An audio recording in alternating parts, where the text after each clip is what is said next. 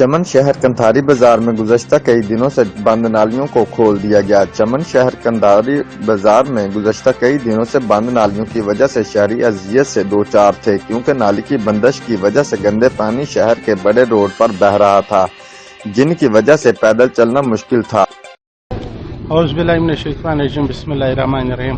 آپ لوگ دیکھ رہے ہیں کہ آج اتوار کا دن ہے، تقریباً 3:30 یا 4 کا ٹائم ہے۔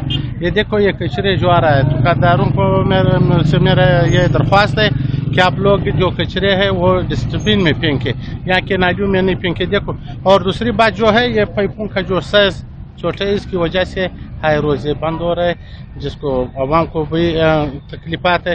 میں اس پر معذرت چاہتا ہوں کہ روز روز ہم لوگوں کی وجہ سے ان لوگوں کو تکلیف ہو رہا ہے۔ انشاءاللہ ہم لوگوں نے اس کو پی ایچ ڈی پی میں رکھا ہے، چند دنوں میں اس کا یہ پل کا جو سائز ہے وہ انشاءاللہ بڑے ہو جائے۔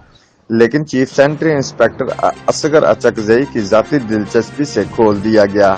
Report Habib Ullah Achakzai, bureau chief, Geo Express News, Qila Abdullah, چمن۔